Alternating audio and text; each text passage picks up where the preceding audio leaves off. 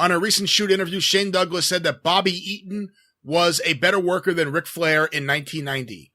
He justified it by saying that Bobby Eaton always called fresh matches while Flair went through a routine. Do you agree with this? Well, I don't think it's actually an earth-shaking concept that Bobby Eaton was a better worker than Ric Flair for about 5 or 6 fucking 7 years at that point there. And I don't think Rick probably would not have argued with that.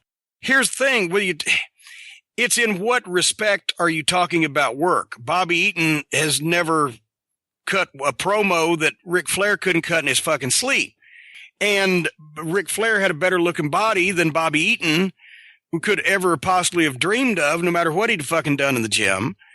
But as far as actual smoothness and professionalism and quality of in-ring performance, which is the idea to do stuff that really looks good while it doesn't hurt anybody and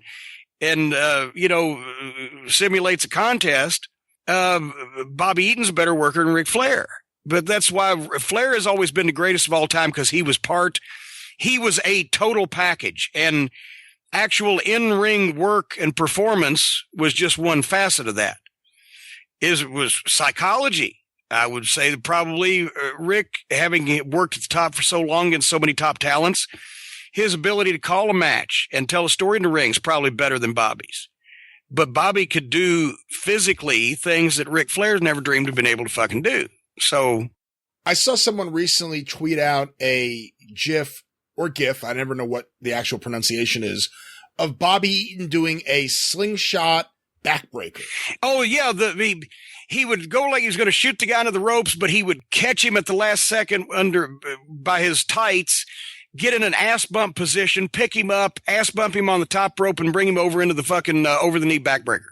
And it made me realize how impressive it is that for so long, for so many years, Bobby Eaton was an innovative wrestler. He never had a routine. There was always something new with a Bobby Eaton match, and it's so impressive.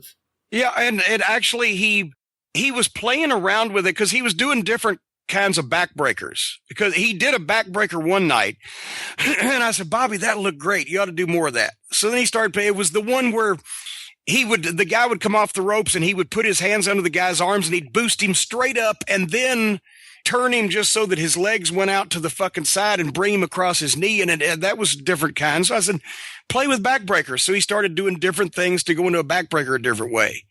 When he would do shit in the ring, I would see it. He would just do it and not even necessarily think much about it. But I'd see it and go, that was fucking great.